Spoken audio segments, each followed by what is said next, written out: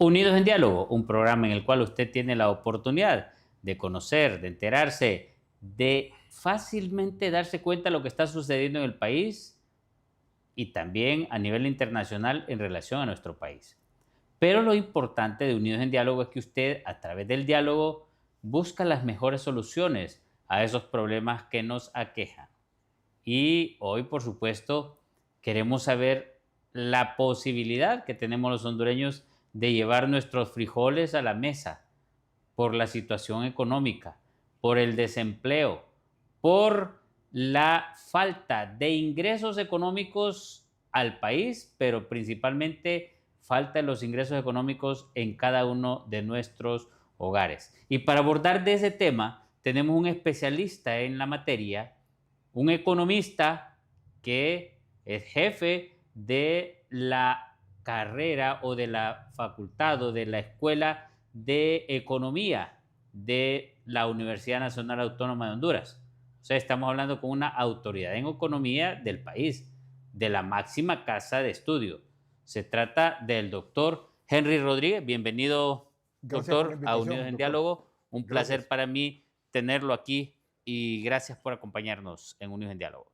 No, gracias por la invitación para discutir un tema tan importante para la ciudadanía, ya que hay quejas, ¿no? Y día a día vemos que hay precariedad, que el país avanza muy lentamente, eh, tiene un crecimiento económico moderado, el cual no genera las oportunidades que demanda la población. Todos los días nacen aproximadamente 400 hondureños. Ellos vienen con sus propias necesidades, sus propias aspiraciones, van a demandar bienes y servicios, atención en salud,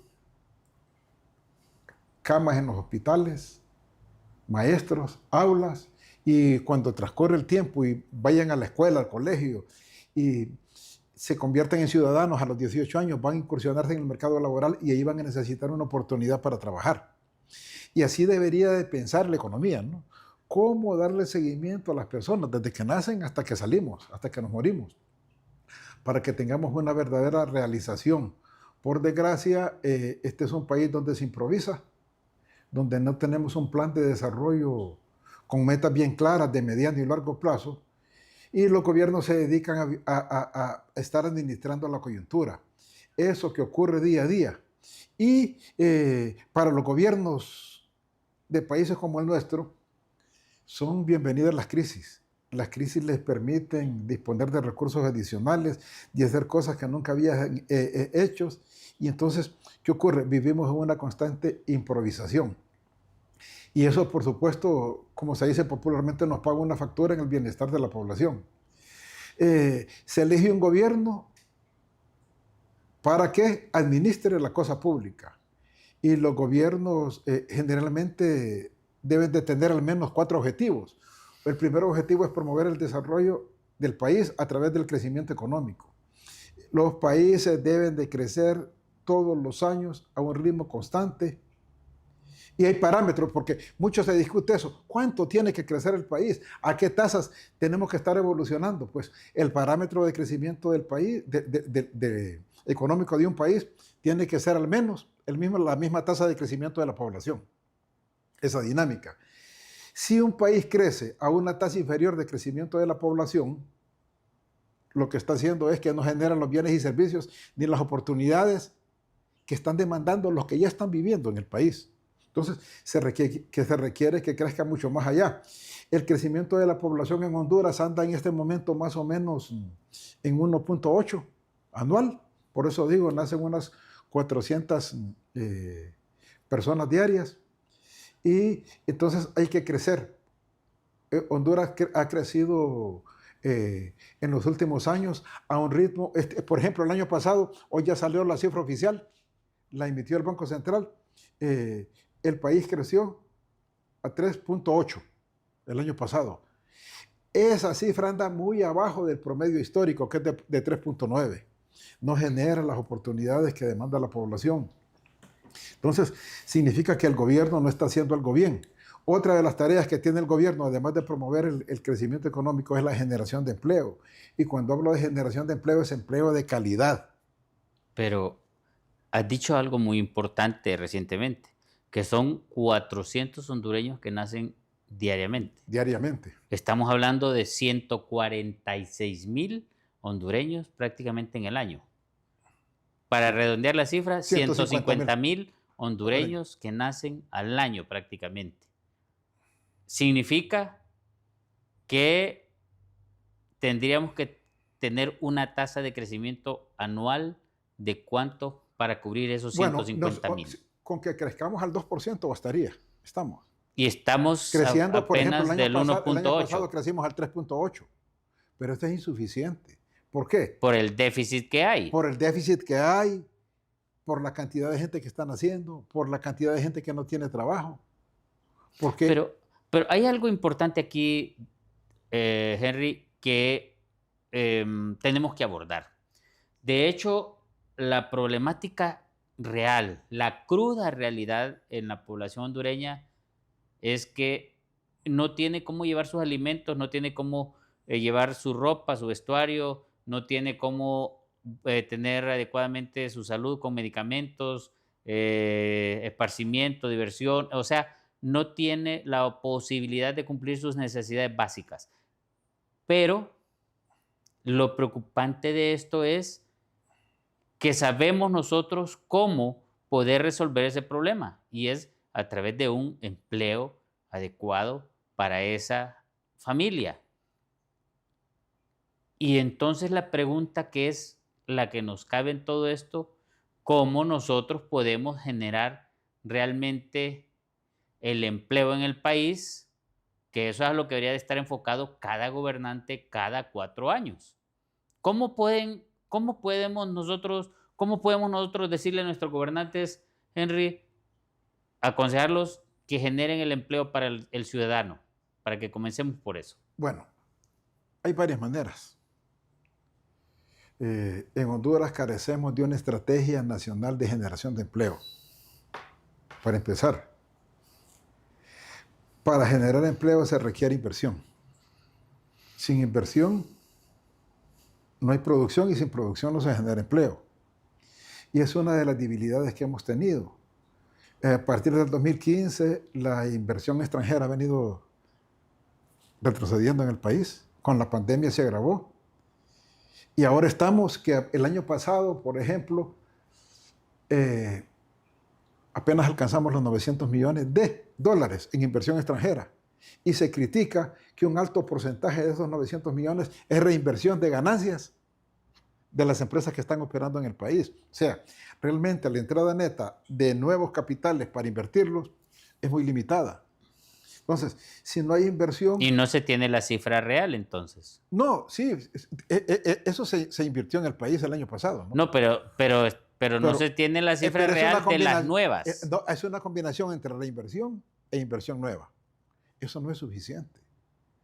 Esa es una de las razones. Pero el problema es que, por ejemplo, en estos 2 últimos 3 años se han ido varias empresas. Claro. Incluso la semana pasada cerró la última maquila en la costa norte. Y otro problema que se dio... Que son exportadoras de material principalmente para Estados Unidos. La maquila es un sector estratégico para la producción nacional y la generación de empleo. Eso es bien claro. Entonces, ¿qué sucede? Que no hay suficiente inversión por una serie de razones. Una, por la imagen que tiene el país. Tenemos un riesgo país alto, un clima de negocios adverso. Eso va acompañado de otros factores como una débil infraestructura productiva.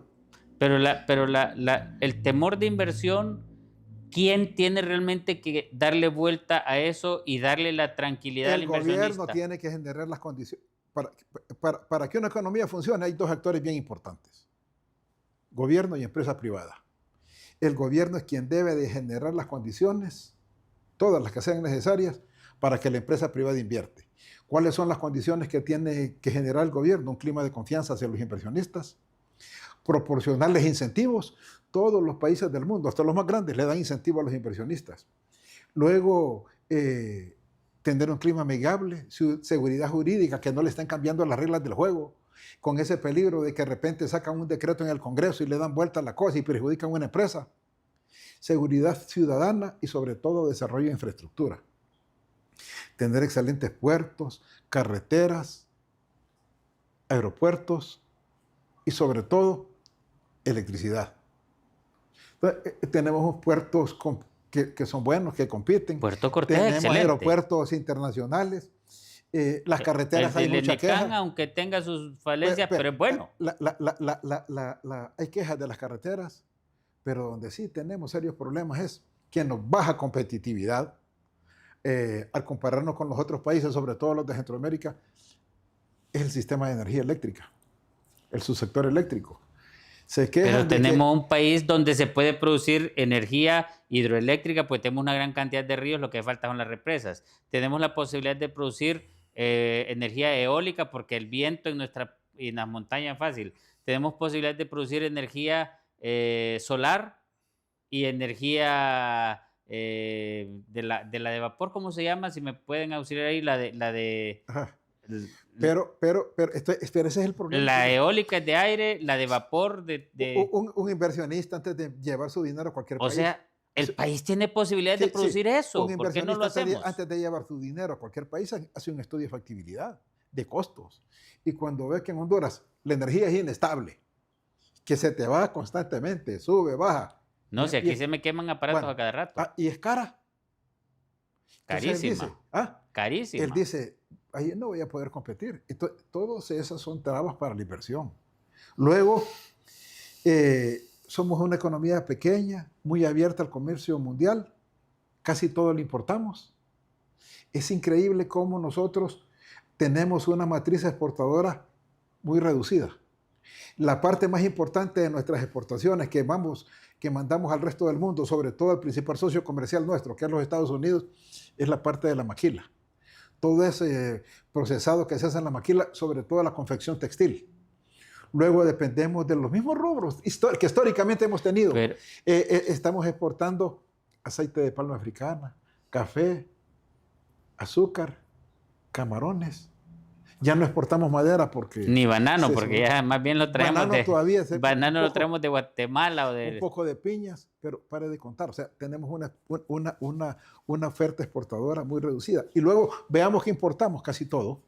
Entonces, ¿qué ocurre, Ronnie? Eso es lo que está viendo ese documento de la Universidad Nacional de Honduras, que es preocupante el ver que es más lo que importamos que lo que exportamos. Es una balanza que eso en el transcurso del tiempo va afectándonos porque estamos consumiendo más y estamos produciendo menos. Así es. Y entonces, ¿eso qué nos va a generar? Mayor pobreza. Entonces, ¿qué pasa? Veamos. Pongamos el ejemplo simple de una camisa. ¿Es difícil producir una camisa? ¿Podemos hacer una camisa en Honduras? Bueno, sí, ya aquí se hace. Pero la mayoría de camisas son importadas. Entonces, cada vez que alguien va al mercado, compra una camisa, está motivando a que el empresario haga otra. Y para hacer otra camisa él necesita invertir dinero, utilizar maquinaria, contratar mano de obra.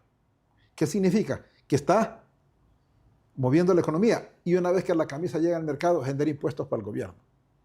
Si esa camisa se produce en Honduras, todo ese beneficio, impuestos, ingresos, riqueza, empleo, queda en el país, pero si esa camisa se genera en el extranjero, le estamos generando bienestar a otros países. Eso es lo que ocurre con nuestro país, al ser tan dependiente del comercio internacional. Hasta el agua importamos. Sí, es agua importada. Te vas a los supermercados y encuentras agua importada. Entonces, ¿qué pasa? Para generar desarrollo, para generar cambios sustanciales, para generar empleo, es necesario cambiar la matriz productiva del país. No podemos seguir haciendo lo mismo, produciendo lo mismo, porque vamos a obtener los resultados que ya conocemos. Las cifras del Banco Central de hoy. Hoy sacaron un informe. En este año vamos a crecer entre 3.5 y 4%. ¿Y será real ese crecimiento? En 2026. Te pregunto, ¿será real ese crecimiento? Banco Central, en el sentido de que la semana pasada cerraron una empresa maquilera. El mes pasado cerraron ya otra parte de la empresa productora de camarones. Hay empresas que están cerrando, están entrando y en la economía siempre hay dinamismo. Pero lo que quiero llevar yo es esto. Si me preguntaras ¿qué esperanza tenemos para los próximos 2 años? Te diría que es la misma que tenemos ahora. Seguir creciendo muy lento, con alto desempleo, con alta pobreza. Si seguimos con la misma política sí, el Banco Central lo está de justificando. exterminio de la empresa El Banco privada. Central lo está justificando con sus cifras de crecimiento. Dice que vamos a seguir igual. Entonces, ¿qué ocurre? Que necesitamos hacer cambios estructurales, empezar a cambiar esa matriz productiva, incorporar nuevos productos, generar industria. Y yo no estoy hablando de esa industria altamente tecnificada, con la que no tenemos capacidad para competir ni para traer al país, sino la pequeña industria, esa industria de manufacturas, que puede empezar a sustituir ese montón de bienes que con nuestra materia prima podemos producir y que ahora los estamos importando. Cosas que no son tan complicadas de fabricar, de elaborar, es que no lo hacemos. ¿Por qué? Porque no hay motivación, no hay incentivos. Entonces, ¿qué ocurre? Todo esto se va a traducir en un lento crecimiento económico. La tasa de pobreza sigue siendo alta, 62.9, alarmante, ¿no? Henry. Y hasta penosa, porque si nos comparamos con otros países como El Salvador, que tiene 28, Costa Rica, que anda por 10, 15, da pena. Da pena. ¿Cuánto tenemos nosotros de tasa de pobreza? Henry, pero es que vos buscas lo que estás hablando de las camisas. Quien te haga una camisa, ya no hay. Quien te haga una chaqueta de estas, es difícil que encontres. Porque toda esa gente que ha sido calificada y preparada para hacer eso, muchas veces en Infop, no está aquí, sino que se va para Estados Unidos. Entonces, o sea, ¿qué sucede con nuestro país? Yo te digo, a mí se me dificulta. Yo no he podido mandar a hacer gabachas blancas porque no hay dónde mandarla a hacer. Yo me acuerdo que cuando era niño, incluso mi mamá me llevaba a comprar ropa, pantalones y camisa a Carmon, creo que se llamaba, que era una fábrica de ropa de Carlos Montoya. Se llamaba Carmon, algo así, que quedaba ahí en la subida a La Leona. Por ahí, pero era fabricación hondureña. Entonces, bueno, y le hice publicidad a Carlos Montoya porque ya no existe Carmon. Carmon se cerró en su momento. O sea, lo que yo te quiero decir, que eso que me estás hablando de incentivar la economía y de incentivar la micro, mediana y pequeña empresa en el país, es importante analizar cómo podemos aconsejar a los gobernantes de que nos den la tranquilidad a los hondureños, a los empresarios hondureños y a los empresarios extranjeros para que puedan generar el empleo que el país necesita y por ende mejorar el crecimiento económico o del hogar, claro, local y luego a nivel nacional. Es que esa es la función del gobierno, de los gobiernos. Es generar todas las condiciones para que la empresa privada venga a invertir. Para eso le damos un presupuesto. Ronnie, te vas a asustar de las cifras que te voy a decir. Son cifras que no escuchamos todos los días. En los 4 años que lleva este gobierno, porque ya está en su último. Faltan 6 meses nomás. Al sector público no financiero, que incluye el gobierno y todas las entidades descentralizadas, han tenido en los 4 años un presupuesto de 1.5 billones de lempiras. Billones. 1,5 billones de lempiras. Solo la administración central, el gobierno central, con sus secretarías de Estado, ha tenido cerca del billón. Cerca del billón de lempiras de presupuesto en los 4 años. Y entonces la pregunta es, ¿para qué ese dinero si no avanzamos? ¿Para qué ese dinero si seguimos creciendo a un ritmo tan lento? ¿Dónde está ese dinero? ¿Dónde está ese dinero? Si se aprovechara de mejor manera los recursos, estaríamos en otras condiciones. Entonces, hay que hacer una reforma, primero en el aparato productivo del país. Hay que cambiar esa matriz. No podemos seguir haciendo lo mismo. Tenemos que ser más agresivos, incursionar en la pequeña industria, fomentar esa industria, que el mismo productor que tiene la materia prima se vaya convirtiendo en industrial, que le genere valor agregado, que busquemos productos masivos que se puedan fabricar en el país y dejar de importarlos. Ahí nos estaríamos ahorrando dólares, estaríamos generando empleo, estaríamos generando inversión. Pero ¿qué ocurre? Ocurre que no hay una estrategia. Nosotros desde la universidad, no de ahora, desde años, hemos planteado una estrategia para generar empleo. Pero no está. Pero ¿dónde está esa estrategia? Porque yo te lo voy a ser sincero, yo que estoy en medios de comunicación nunca la he escuchado. Pero bueno, te la voy a enviar. Porque y no se trata... y te voy a platicar no se- un poco de qué se no trata. exacto, pero Ok. se trataría que incluso hagamos un programa. Ok, pero te voy a... Específicamente, si y tenés amigos que han trabajado eso y en eso lo hacemos. hacemos un programa Pues, donde se nos explique, porque lo que nos interesa en este caso, Henry, es cómo generar empleo para claro, que la ahora, población tenga la oportunidad de fíjate una comer cosa, sus fíjate una cosa. alimentos. Se pueden recuperar y se pueden generar puestos de trabajo sin emplear altísima inversión. Fíjate bien qué interesante. ¿Cómo generar empleo en Honduras? A través de una estrategia. El problema que tenemos es que no tenemos una estrategia. Y a nivel local se puede hacer una estrategia de ese tipo. El área rural, bueno, que A ya no- nivel, por ejemplo, yo te estoy diciendo a nivel local por municipio. por allá voy. Un ejemplo, Ok, voy. el municipio del Distrito Central, que es la ciudad capital, podrá traspolarse esa idea universitaria voy a explicarla. a que, voy a la explicarla, voy a que se explicarla pueda hacer brevemente. manejar en el Distrito Central. Voy a explicarla. Esa estrategia se tiene que dividir en dos. Una para el área rural y otra para el área urbana, que son totalmente diferentes. Hay que generar empleo de acuerdo al... Primero hay que definir el perfil del hondureño. ¿Estamos? Edad, sexo, nivel educativo y el lugar donde vive. El hondureño tiene su nivel educativo, su propia idiosincrasia, su manera de pensar, de ser y de actuar, porque el sistema lo ha encapsulado en eso, no porque él quiere.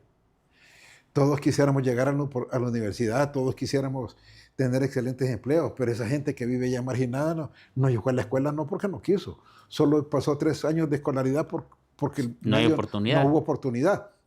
Entonces, tampoco hay que excluirla. Entonces, hay que pensar en ellos. Entonces, de acuerdo a su sexo, a su edad, a su nivel educativo y al lugar donde vive, hay que diseñarle un puesto de trabajo. Y un puesto de trabajo de acuerdo a lo que sabe ser.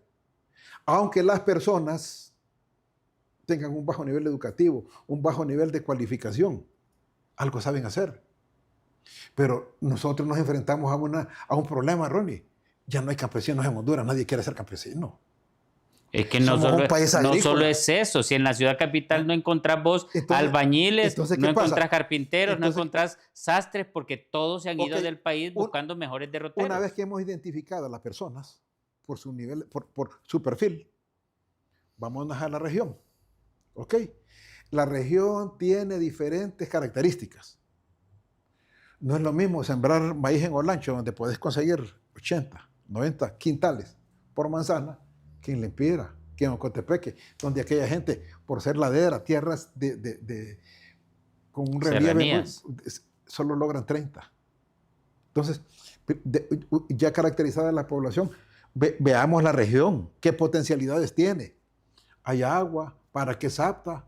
Entonces, de acuerdo a esas posibilidades... Todos esos estudios están en el país. Sí, pero no están metidos en una estrategia, Ronnie. Bueno, esos estudios se hicieron porque hubo un plan de nación en el cual yo lo vi, el cual me encantó ver cómo estaba dividido el territorio, las zonas acuíferas, etcétera, etcétera. Ok, pero entonces, ¿qué ocurre? Una vez que he identificado la región con tu potencialidad, empezás a recuperar. ¿Cuáles son las actividades que puedes recuperar allá? Pues, básicamente 4. La primera, la agrícola. ¿Ok? Meterle capital, invertir fuertemente a recuperar la agricultura. Necesitábamos aproximadamente 21 millones de quintales de maíz al año, Ronnie. No producimos ni 14. ¿Y frijoles? Los frijoles sí andamos bien, más o menos. Yo te voy a ser sincero, pero yo tengo 3 años de no poder comprarme un quintal de frijoles como acostumbraba. Porque está más caro tal vez, pero frijoles no, es que ni caro ni barato. Pero es que frijoles sí se producen más. Donde sí hay problemas es en arroz. Principalmente en el arroz es el mayor problema. Ok, entonces, ¿qué pasa? Si solo lográramos ser suficientes en la producción de maíz, generáramos trabajo, generáramos ingresos para esas personas, nos ahorraríamos dólares en todo el maíz que estamos importando y el maíz que es tan necesario. Entonces, en el sector agrícola, retomándolo, hay un fuerte potencial. Y al sector agrícola lo vamos a acompañar de la ganadería, ¿ok? Tan importante para el desarrollo del país. En 1950, Bueno, si aquí tuve un ganadero la vez pasada y me dijo que acaba de perder un torete que le costaba 120,000 empiras por la dichosa Ok, la mosca plaga. del Ok, gusano mira, en barrenador. 1950, en Honduras habían 4 millones de cabezas de ganado y la población era de 4 millones. O sea, había, si querés compararlo, una cabeza de ganado por cada persona. En 1982, cuando entramos a la época, Democrática, entre comillas. Honduras tenía 5 millones de personas y tenía como 4.5 millones de cabezas de ganado. Ya se iba distanciando. En este momento tenemos 10 millones de personas y ha retrocedido el acto ganadero. Ahora tenemos 3.5 millones de cabezas de ganado. Entonces, ¿por qué es escasa, cara y poco accesible algunos alimentos de carne y lácteos? Porque hemos retrocedido, se ha descuidado todo eso. Entonces, hay que recuperar todo el potencial que tiene la ganadería, diversificarla, porque... Es que esa era mi pregunta que se la hice al ganadero, es si vale la pena seguir gastando el dinero en la Secretaría de Agricultura y Ganadería, dándome ese panorama que estás hablando. Es que hay que reformar todo, por eso te lo digo, tener otra visión. Mira, y en Honduras no es tan complicada esa parte, porque nosotros tenemos una dieta bien reducida. ¿Qué es lo que consumimos? Carne de res, de cerdo y de pollo. Y un poco de pescado. Ok, ves que no es complicado. Pero ahora pregúntate, casi el 70% del cerdo que consumimos no lo producimos, lo traemos del extranjero. Inaudito, ¿verdad? La producción de cerdo en el país aquí es bien limitada. ¿Crees vos que en las aldeas del Distrito Central se puede estimular la crianza de cerdo, la crianza de gallina, claro, para mejorar la alimentación del ciudadano capitalino? Mira, los que crecimos muy rodeados del área rural, así, aunque que no nacimos allá, pero íbamos constantemente, vimos el concepto de finca, se perdió el concepto de finca. ¿Qué concepto donde una casa había un cerdo, una vaca, gallinas y todo eso se perdió. Entonces la gente por eso ahora tiene situaciones más precarias, porque ya no tiene la producción del hogar, no tiene todo eso que antes le sustentaba. Entonces, te fijas, ahí tenemos dos rubros muy fuertes: la agricultura, la ganadería, acompañada no solo de vacas y todo eso, sino de cerdos y todo lo demás, ¿verdad? Bueno, vamos a ir a una pausa. Okay. Cuando retornemos vamos a profundizar un poquito vamos, porque estamos a la mitad en la parte del empleo. Okay. Vamos a la pausa en Unidos en Diálogo y ya retornamos. Unidos en Diálogo, un programa en el cual usted tiene la oportunidad de conocer, enterarse de la problemática nacional y a la vez de poder buscar las mejores soluciones. Hoy tenemos de invitado al doctor Henry Rodríguez, economista, jefe de la carrera de Economía de la Universidad Nacional Autónoma de Honduras. Estamos hablando cómo podemos llevar nuestros frijoles a la mesa. Está difícil, ¿verdad? Porque es difícil llevar los frijoles a la mesa en este momento en el país, pero estamos hablando con un economista.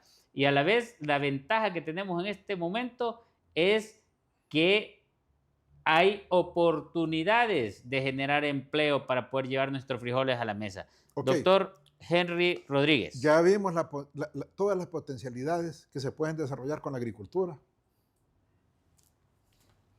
la ganadería. Ajá. Otro sector donde hay mucha riqueza que ha estado abandonado y que no se ha sabido aprovechar es el sector forestal. Es un país eminentemente forestal. La primera página del censo agropecuario de 1993, porque no tenemos un censo. O sea, no tenemos un censo agropecuario, no tenemos contabilizada toda la riqueza que tenemos. Pero ese censo viejo de 1973 dice, los primeros renglones: Honduras es un país de vocación forestal. De hecho. El 74.1 de las tierras son aptas para el bosque y el 25.9 para la agricultura. Pero ¿qué ocurre? En la práctica somos más agricultores que forestales. O sea, no aprovechamos esa riqueza del bosque. Exportamos madera, pero la exportamos en bruto, en rollo, para que otros hagan los muebles que nos vienen aquí carísimos. Entonces, ¿por qué no? Bueno, no vamos tan largo, Henry. El tomate lo producimos en Honduras, lo compran los salvadoreños, incluso sí, cuando está en semilla, y lo vienen a traer y después nos traen la salsa. Pues, algo así ocurre con la madera. Entonces, hay que aprovechar toda esa riqueza que tenemos en el bosque. Hay proyectos de forestería comunitaria que han sido impulsados por los diferentes Henry, gobiernos. pero eso lo conocemos hace un años. ¿Qué es lo que han hecho estos gobiernos? No estoy hablando del actual gobierno nada más. Estamos hablando desde que dijiste, de la época que inició la pseudodemocracia. Estamos hablando desde los 80 para acá. ¿Qué resultados hemos tenido con todos estos gobiernos de Suazo Córdoba, de Ascona, de Callejas, te puedo de decir Reina, con propiedad te puedo decir Maduro? que no hemos tenido un verdadero presidente con visión de desarrollo. Ninguno. Y nosotros los economistas lo que hacemos es analizar cifras. Que eso nos da objetividad en el análisis. Entonces, las cifras son bien contadas veces. Crecemos un año más arriba del promedio, pero por suerte, ¿no? Pero no es porque haya un proceso, no es porque hayan planes, es porque que la oportunidad se dio. Andamos a la deriva. Andamos a la deriva. Entonces, ¿qué ocurre? No aprovechamos. Fíjate bien, ya te llevo por 3 cosas importantes. El sector forestal, no lo aprovechamos. Y luego hay un rubro que ha repuntado y que lo hemos estado aprovechando a medias, es el turismo rural.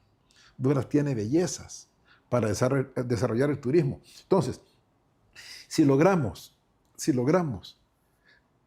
apoyar estos 4 grandes rubros, ahí generamos suficiente trabajo en el campo. Estamos evitando que la gente migre y venga a atomizar Tegucigalpa y vaya a atomizar todo el Valle de Sula, porque cuando no encuentras oportunidades allá en la aldea, en el caserío donde viven, se mueven para otro lado o salgan del país, ¿verdad? Con eso ayudaríamos. Entonces, ¿qué pasa? Que la mayoría se van del país. Entonces, ¿qué pasa? Ahí tenemos toda una estrategia para desarrollar el área rural. Igual tenemos elaborado una estrategia para desarrollar el área urbana. ¿Cómo podemos desarrollar el área urbana, en el aspecto laboral? Hay que, primero, implementar la industria.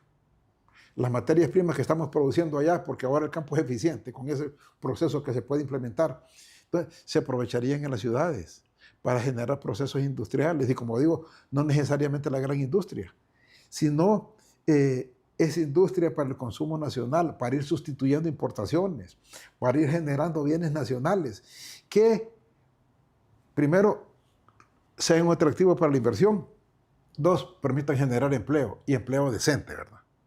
No es empleo mal pagado como el que tenemos ahora, porque una de las grandes debilidades que tiene el mercado laboral es que el 70% de los puestos de trabajo actuales y trabajos formales están precarizados. Pero están precarizados porque no hay la capacidad económica de las empresas, claro, también por de levantarse. Diferentes razones, ¿verdad? Una de ellas es, entonces, ¿qué ocurre? El 45% de los trabajadores están subempleados. ¿Qué significa que están subempleados? Que algunos de ellos quieren trabajar las 8 horas y no pueden. Otros trabajan las 8 horas pero no reciben una retribución acorde al salario mínimo. O sea, en el mercado de trabajo no solo falta de puestos de trabajo, sino de mejorar las condiciones de los puestos existentes. Entonces, con esta estrategia se lograría todo eso. Luego, invertimos en las ciudades, las industrializamos y hay agentes muy dinámicos que podemos aprovechar.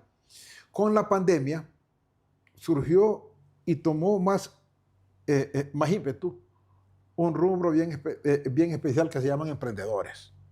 Gente que perdió su empleo porque las fábricas cerraron, suspendieron actividades y por necesidad se vieron obligados a emprender tareas por sí mismos y han sido exitosos.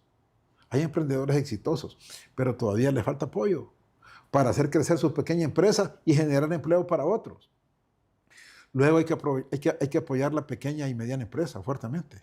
Por ejemplo, yo he visto hay personas que se han dedicado a hacer refrescos naturales envasados y los andan vendiendo de oficina en oficina. Comidas y todo. De hecho, o sea... ¿Y por qué están esas personas ahí? Perdieron sus empleos en su mayoría. Y no se quieren ir de Honduras. Eso es lo principal, no se quieren ir de Honduras. No se quieren ir de Honduras. Entonces, ellos buscan cómo ganarse. Hay que apoyarlos. Claro. Entonces, luego, hay que seguir apoyando la mediana y la gran industria, aunque ya están establecidas, pero generando condiciones. Pero ¿qué ocurre? Este gobierno ni siquiera pudo aprobar la ley de justicia tributaria, que es tan necesaria, ¿no? Porque nosotros hemos propuesto una reforma fiscal integral. No, la ley de justicia tributaria es apenas un paso, Ronnie. Ojo, Pero es que apenas un paso.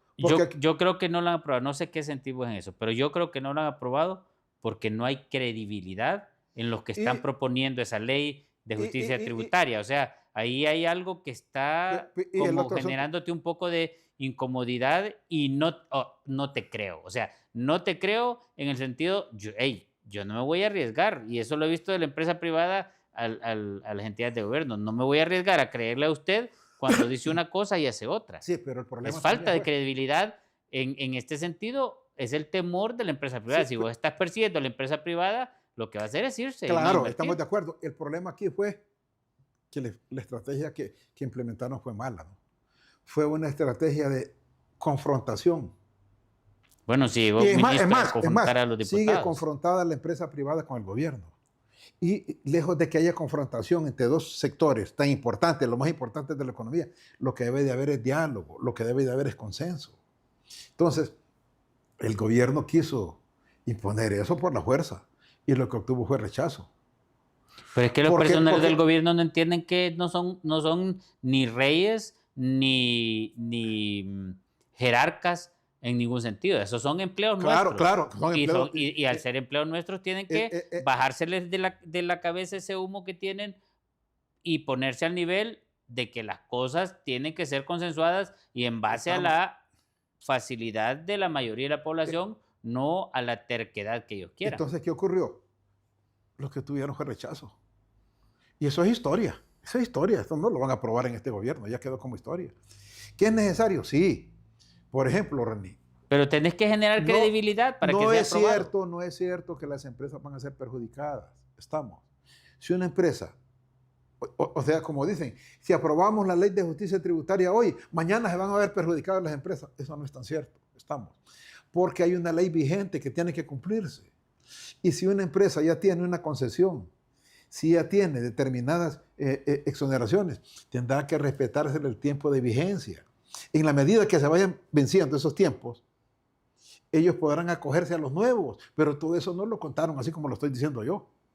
Lo que dijeron aquí es que hay una determinada cantidad de familias que se están aprovechando del pueblo y que hay que quitarle todos los privilegios. Óigame, si esa gente... Pues sí, una confrontación y algo que te da temor porque te están engañando. Esas familias son las que mandan en Honduras, son las que gobiernan. Ronnie, son las que mantienen el gobierno con sus impuestos. Entonces ¿sería correcto eliminar esas familias que contribuyen con el impuesto? Si confrontas a esas familias, le está causando un grave daño también a la economía. Hay que tener tacto para negociar con ellos. Ojo, son importantes para el país, son importantes. Que se han cometido abusos, es posible. No podemos desconocer eso, pues. En un país como el nuestro, donde las cosas se manipulan tan fácilmente y que pueden haber arreglos para que se emitan algunas leyes, todo puede suceder, pero no es la manera correcta de intervenir, estamos. Porque los poderosos no necesitan salir a la calle ni ir al Congreso, ellos mueven sus peones y esos peones son los que se encargan de representarlos y oponerse a las cosas. Entonces, en eso falló el gobierno, ¿no?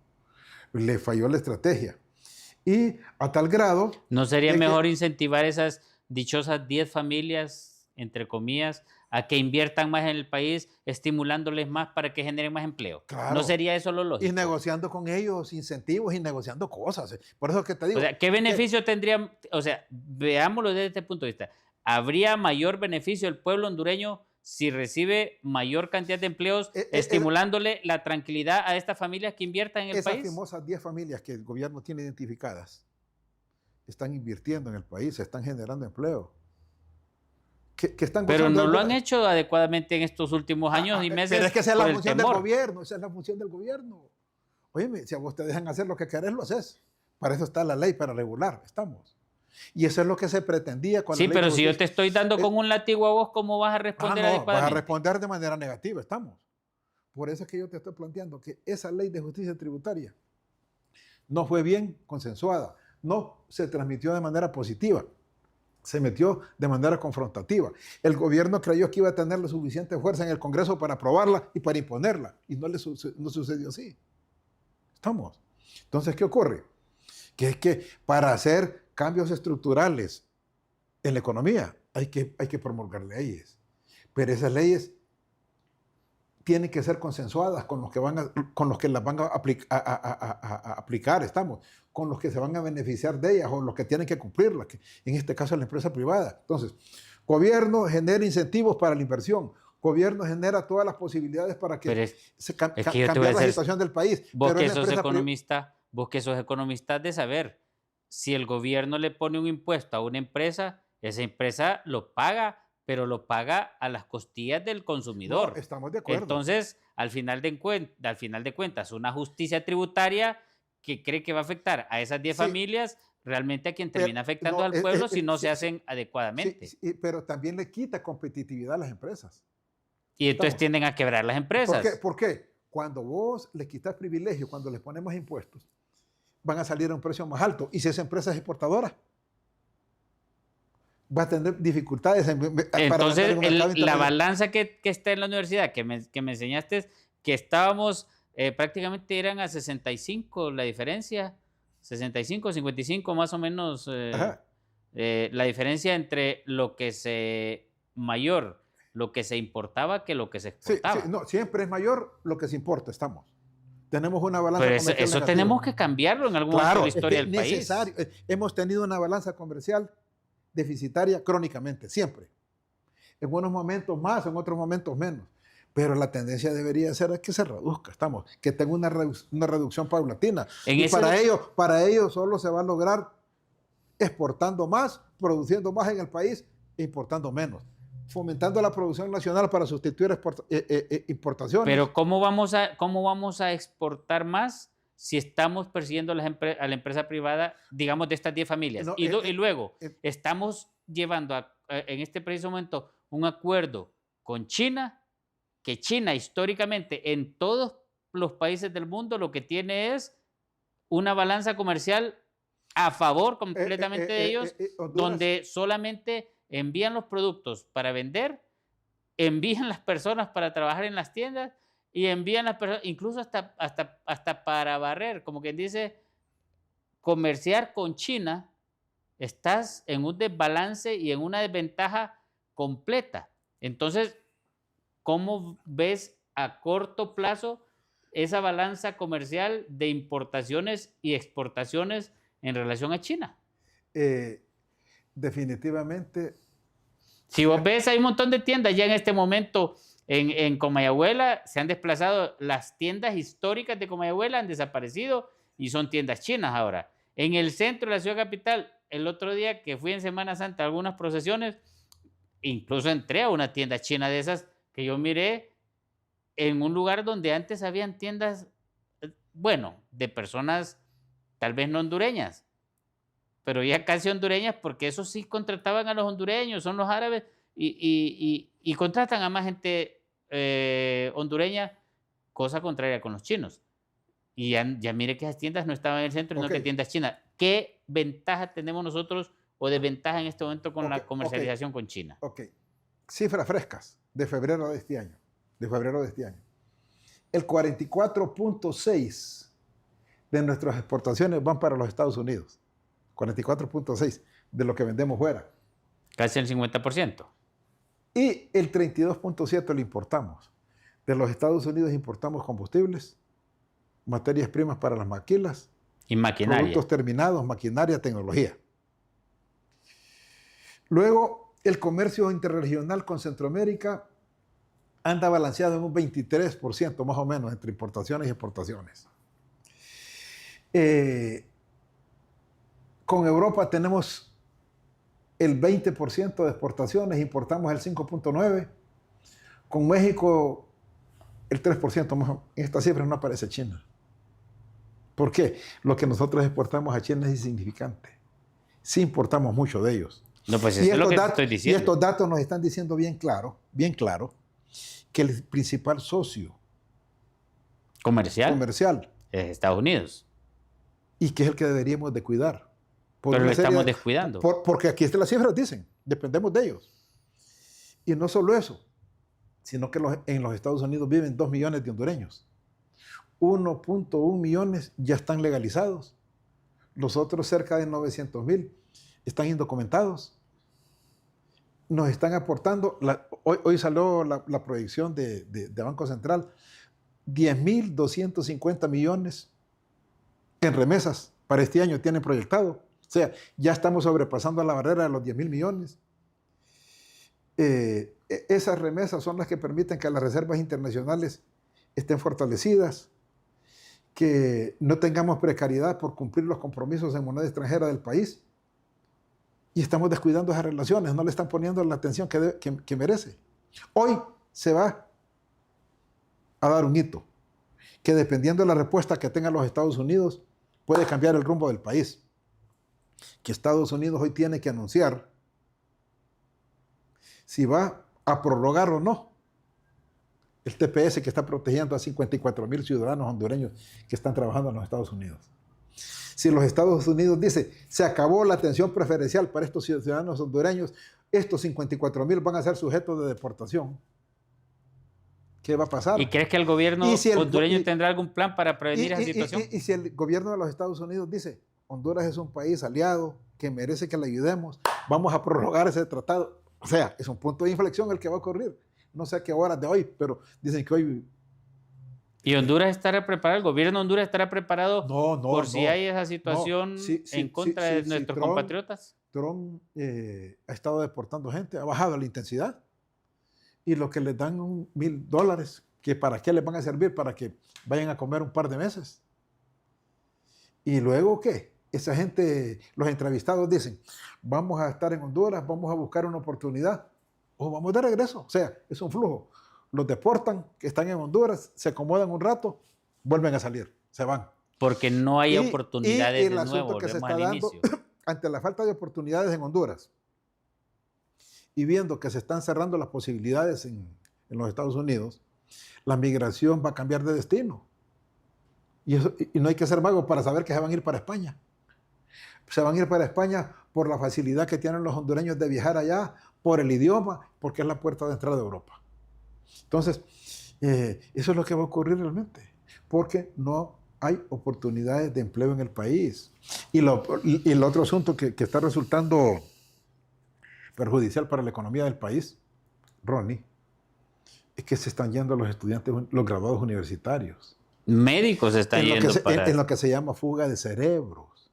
Estamos perdiendo todo el talento. Ajá, ¿y dónde está ese dinero que invirtió, no el gobierno, ese dinero que invirtió el pueblo hondureño con sus impuestos para preparar una gran cantidad de profesionales universitarios que están yendo al país? Se están yendo a los profesionales. Entonces, ¿qué ocurre? Que si algún día tenemos posibilidades de emprender un verdadero proceso de desarrollo, con cambios profundos, no vamos a tener juventud para implementarlo. Porque la gente se va y difícilmente vuelve. ¿A quién beneficia todos estos desastres en el país realmente, crees? Bueno, cada hondureño que sale del país es un problema menos para el gobierno. O sea, la migración no solo alivia a la población, sino que alivia los problemas del gobierno también. Entonces, por desgracia, este gobierno ha resultado igual que los otros. Hoy presentaron un montón de cifras que están haciendo allá, pero bien claro, si uno quiere ver si un país está avanzando, no. Solo basta con ver dos indicadores. La tasa de pobreza, que en Honduras es del 62.9, y la tasa de desempleo.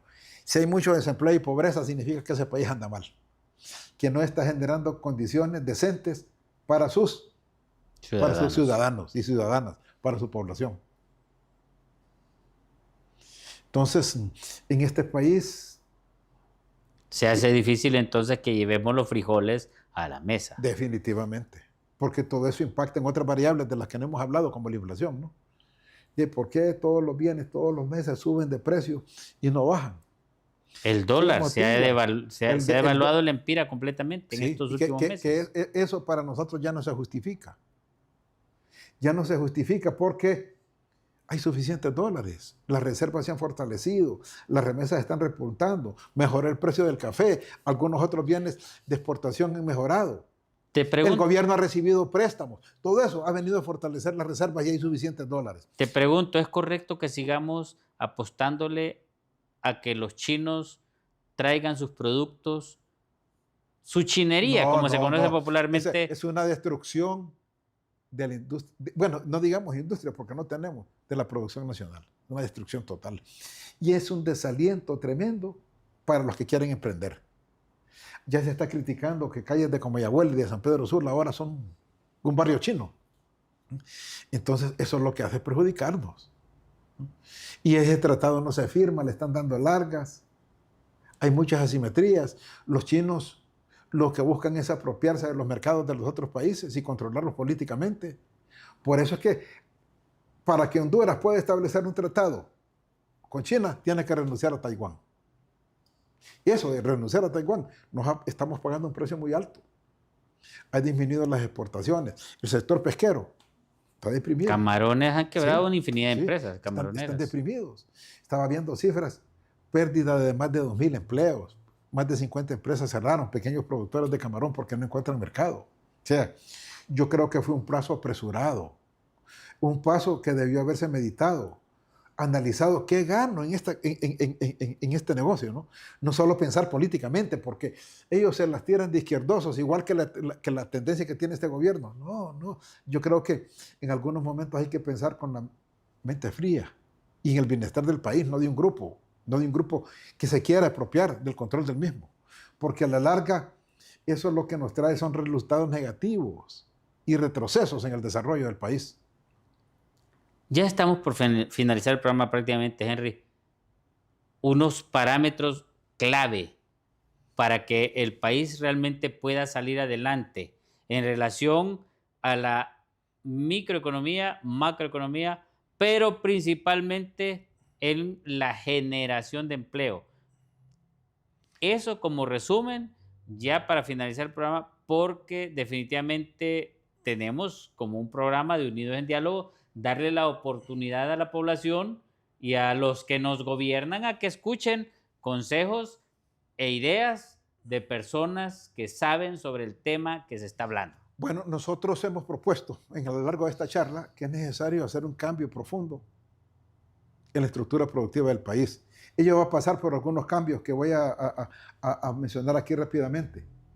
Es necesario diseñar y implementar estrategias para reducir esa dependencia productiva que tenemos del resto del mundo, que todo lo importamos, fomentar más la producción nacional, ir eliminando poco a poco, hasta donde sea posible, los obstáculos para la inversión. La inversión no viene a Honduras. Mejorar el clima de negocios, el riego país, generar incentivos para que los empresarios vengan e inviertan. También habrá que promover la modernización de la infraestructura, mejorar la red vial. El gobierno ha hecho cambios, estación de esfuerzos, pero todavía no es suficiente. Mejorar la seguridad jurídica, darle estabilidad, la seguridad ciudadana y sobre todo fortalecer la producción, generación y distribución de energía eléctrica. Es muy cara y no es competitiva, una queja de los inversionistas. Luego tenemos simplificar los trámites administrativos. Es muy engorroso montar una empresa en Honduras. Hay una serie de trámites que llevan muy lejos. Hay que irse al gobierno digital. Ya todos los países están implementando el gobierno digital, donde no es necesario ir a hacer esas colas interminables o madrugar. ¿Sabes qué me tocó Cuando hacer? puedes hacer las cosas de tu casa con una computadora. Me tocó hacer una fila de 4 cuadras, 3 cuadras para ir a tramitar el permiso. Bueno, entonces ya lo ves. Hay que irse al gobierno digital. Municipal. Otra cosa que podemos hacer aquí, buscar sectores potenciales para producir, no seguir haciendo lo mismo. Hay que incursionar en otros rubros, agrícolas, ganaderos, industriales. Hay que ser creativos. Buscar mecanismos de colaboración y acercamiento entre el gobierno y la empresa privada. Diálogo, se requiere diálogo, que se sienten, que planifiquen juntos. El gobierno como el promotor de desarrollo y la empresa privada como la que invierte y genera empleo. Y luego tendríamos pensar ahora con el nuevo rumbo que está tomando el comercio mundial, cómo nos van a afectar esos aranceles de los Estados Unidos, si es conveniente acercarnos o alejarnos de China, ¿qué le conviene a Honduras? ¿Qué le conviene a la mayoría de la población? Es que ese debe ser el objetivo, ¿no? ¿Qué le conviene al hondureño de a pie, al que necesita una oportunidad, trabajo? Hay que generar confianza en él. Si vos salís a la calle y le preguntas ¿Al ciudadano? al ciudadano, anda en desesperanza en este momento. No podemos desconocer tampoco, para cerrar, Ronnie, que todos los gobiernos hacen algo. Sí, para eso les damos un presupuesto, pues. Pero para ese presupuesto que mencionaste, que sí, tiene. y este gobierno sí ha hecho cosas, ahí tiene avances. 1.5 billones. Billones. Sí, 1.5 billones. Todo el sector público no financiero, ¿verdad? Gobierno con todas las empresas desconcentradas y todo. Entonces, la esperanza nunca hay que perderla, ¿verdad? Honduras es un país rico, tiene riqueza en su gente, en su juventud, que lastimosamente se está yendo. Tenemos recursos naturales, pero todavía no hemos tenido un verdadero gobierno que tenga una gestión efectiva, que es lo que requerimos. Hay una medida que acaban de tomar en el gobierno de dar 50 millones para la compra de cascos para los conductores de motocicletas. Eso se llama populismo. En un año electoral como el que estamos, esperate cualquier cantidad de ideas descabelladas, que así lo veo yo. Estamos. Cuando lo que debe de hacer es un programa de educación vial. No renovarle o extenderle una licencia de conducir una moto a un muchacho, si no ha sacado un curso riguroso y lo han entrenado, porque es que no saben manejar moto. Vos que andás en la calle, se te pasan por la derecha, se te cruzan por allá. Entonces, la mayoría ni siquiera tienen licencia, y te lo digo yo que vivo en un pueblo.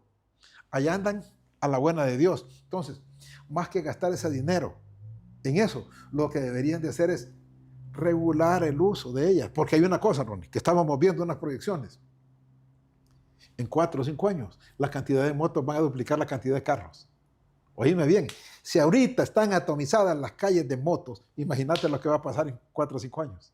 Va a ser mucho más difícil transitar. Hay que mejorar el transporte público para evitarnos ese problema. Entonces, ¿qué ocurre?